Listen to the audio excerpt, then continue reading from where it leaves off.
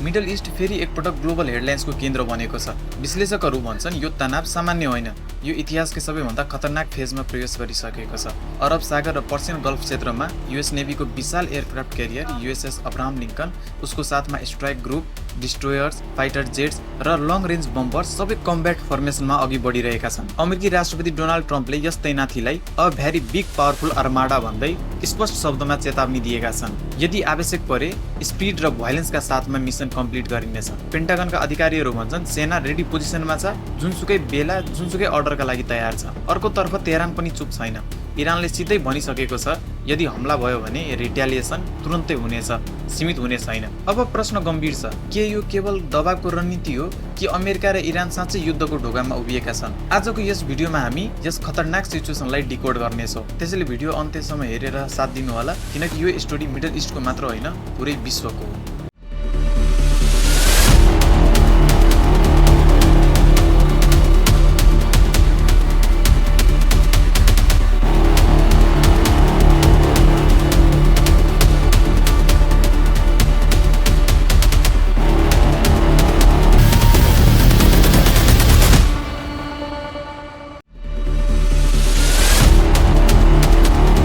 पछिल्ला केही हप्ताहरूमा मिडल इस्टमा मिलिट्री मुभमेन्ट अर्थात् सैन्य गतिविधिहरू असाध्यै तीव्र र अस्वाभाविक तरिकाले बढेको छ।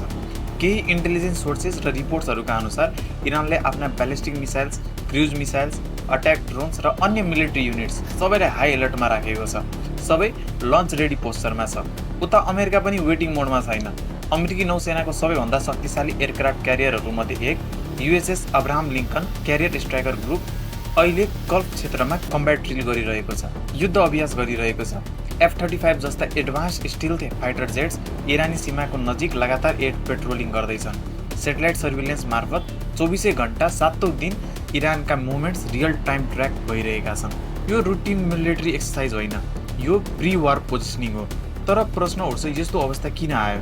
यो सम्पूर्ण तनावको केन्द्रमा एउटा शब्द छ, न्युक्लियर। प्रेसिडेन्ट डोनाल्ड ट्रम्पले इरानलाई एउटा मात्र विकल्प छाडेका छन्। सन्देश एकदम क्लियर छ, या त इरानले अमेरिकाको शर्त अनुसार नयाँ न्युक्लियर डिलमा सहमति गर्छ, होइन भने जस्तोसुकै परिणामका लागि तयार रहन्छ। अघिल्लो वर्ष जुनमा इरान र इजरायल बीच चलेको 12 दिने युद्धमा अमेरिकाले अपरेसन मिडनाइट ह्यामर अन्तर्गत B-2 स्टिल्थ बम्बर्स प्रयोग गरेर इरानका न्युक्लियर साइट्सहरूमा एकदमै शक्तिशाली बम, बङ्कर बस्टर बम खसालेको थियो। तर केही इन्टेलिजेन्स रिपोर्ट्सले भन्छन् ती साइट्समा रहेको युरेनियम स्टक पाइल अझै पनि सुरक्षित हुन सक्छ। र यही कुरा अहिले अमेरिका र इजरायल दुवैका लागि सबैभन्दा ठुलो हेडेक बनेको छ। तेहरानको दाबी छ हाम्रो न्युक्लियर प्रोग्राम शान्तिपूर्ण प्रायोजनका लागि छ। तर रियालिटी के हो भने इरान अब केवल युरेनियम इनरिच गरिरहेको छैन, इरान अब वेपन ग्रेड क्यापेबिलिटी अर्थात् न्युक्लियर हतियार बनाउने थ्रेसहोल्ड एकदम नजिक पुगिसकेको छ। केही रिपोर्ट्स अनुसार इरानले केही दिन वा केही महिनाभित्र न्युक्लियर वेपन बनाउन सक्छ। खामेनी शासनलाई यो पनि थाहा छ यदि एकपटक इरान न्युक्लियर आर्म्ड स्टेट बन्यो भने अमेरिका, इजरायल वा कुनै पनि शक्ति इरानमाथि हमला गर्न 100 पल्ट सोच्नु पर्नेछ। र यो कुरा व्हाइट हाउसलाई पनि थाहा छ।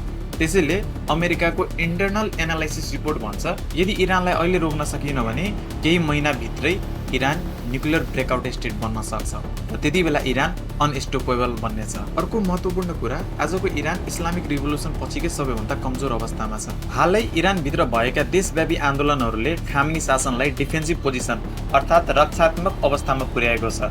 हजारौं मानिसको मृत्यु, गिरफ्तारी, दमन, जनतामा आक्रोश चरममा छ। ट्रम्प यही कमजोरीको फाइदा उठाउन चाहन्छ। ट्रम्प चाहन्छ खामेनी शासन जसरी पनि ढलोस्, जसरी भेनेजुएलामा मादुरोलाई सत्ताबाट हटाइएको थियो। तर समस्या के हो भने खामेनी मादुरो भन्दा कैयौं गुणा शक्तिशाली नेता हुन्। त्यसैले अमेरिकाका लागि यो गेम त्यति सजिलो छैन। खामेनी शासनले पनि यो कुरा बुझेको छ, त्यसैले अमेरिकाको दबावमा झुक्न मानेको छैन। बरु उल्टै चेतावनी दिएको छ यदि अमेरिकाले आक्रमण गर्यो भने तुरन्त र असीमित प्रतिकार हुनेछ। तर प्रश्न उठ्छ, आखिर इरानसँग त्यस्तो के शक्ति छ कि उसले अमेरिकालाई पनि खुलेआम चेतावनी दिइरहेको छ? उत्तर सरल छ, इरानसँग केही यस्ता हतियार, रणनीति र भू राजनीतिक फाइदा छन् जुन अरू देशहरूसँग छैन। पहिलो, इरान एक्लै लड्दैन, इरान एउटा सिस्टम हो। मिडल इस्ट भर फैलिएको इरान ब्याक्ड मिलिसिया नेटवर्क। यदि इरानले खतरा महसुस गर्यो भने यी सबै नेटवर्क एकैपटक एक्टिभेट हुन सक्छन्। लेबननमा हिजबुल्ला, इराक र सिरियामा हतियारबन्द मिलिसिया, यमनमा हुतीज, यी सबै इरानका प्रेसर पोइन्ट्स हुन्। युद्ध सुरु भयो भने यी सबै फ्रन्ट्स एकैचोटि खुल्न सक्छन्। दोस्रो अब आउँछ सबैभन्दा खतरनाक चोक पोइन्ट, स्ट्रेट अफ हर्मुज। हरेक दिन 20 मिलियन ब्यारल तेल, विश्वको करिब 20% तेल खपत र 25% समुद्री तेल व्यापार यही बाटो भएर जान्छ। त्यति मात्र होइन, विश्वको करिब 20% एलएनजी विशेष गरी कतारबाट यही स्ट्रेट हुँदै सप्लाई हुन्छ। एनर्जी एक्सपर्ट चेतावनी दिन्छन्, यदि सानो अवरोध पनि ग्लोबल एनर्जी प्राइजेसलाई रातारात विस्फोट गराउन पर्याप्त हुन्छ। यो स्ट्रेट बन्द भयो भने युद्धको असर मिसाइल भन्दा छिटो पेट्रोल पम्पमा देखिन्छ। तेस्रो, सैन्य शक्ति। सैन्य शक्तिको तुलनामा इरान अमेरिका वा इजरायल भन्दा प्राविधिक रूपमा कमजोर छ, तर इरानसँग एउटा खतरनाक एडभान्टेज छ, हजारौं ब्यालिस्टिक मिसाइल्स र मास प्रोड्युस्ड अट्याक ड्रोन्स। यी मिसाइल्सले मिडल इस्ट भर फैलिएका US military bases, Israel, regional allies सबैलाई टार्गेट गर्न सक्छन्। एन्टी मिसाइल सिस्टम सबै अट्याक एकैचोटि रोक्न पनि सक्दैन। यसको झलक इरानले इजरायलसँगको 12 दिने युद्धमा पहिले देखाइसकेको छ।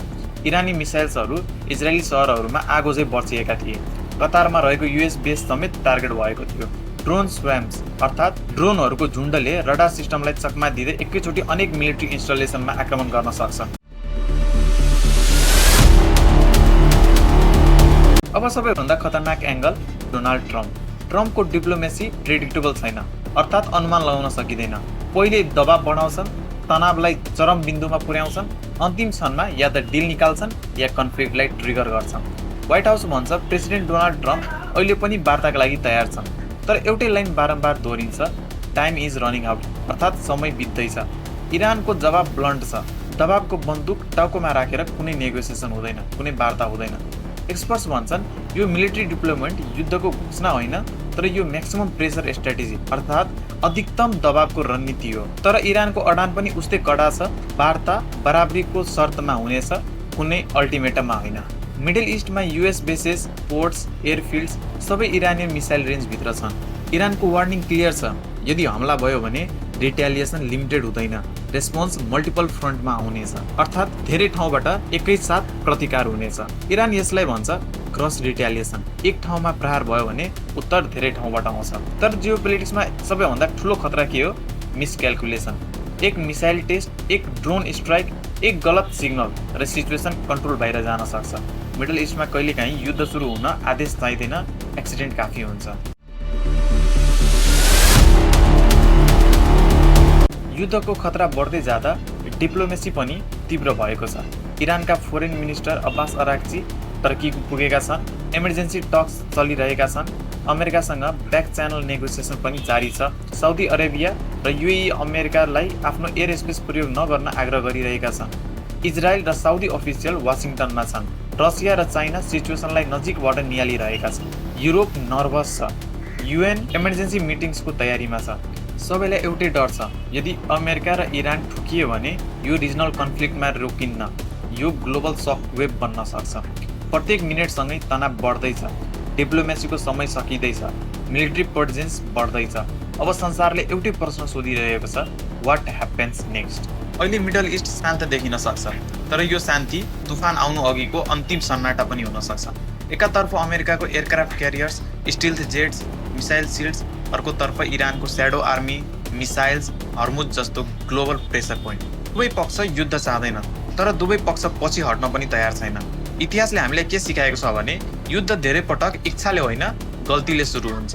एउटा गलत रेडार सिग्नल, एउटा ड्रोन जो कन्ट्रोल बाहिर गयो, एउटा कमान्डर जसले आक्रमण भनेर बुझ्यो, र त्यसपछि डिप्लोमेसीको आवाज आउँछ, मिसाइल्स बोल्न थाल्छन्। सबैभन्दा डरलाग्दो कुरा के हो भने यदि इरानले न्युक्लियर थ्रेसहोल्ड क्रस गर्यो भने यो क्राइसिस इरान भर्सेस अमेरिकामा सीमित रहने छैन। यो मिडल इस्ट पर्मानेन्टली बदलिन सक्छ। तेलको प्राइसमा आगो लाग्न सक्छ, ग्लोबल इकोनोमी रिसेसनमा जान सक्छ र एक नयाँ वर्ल्ड अर्डरको सुरुवात हुन सक्छ।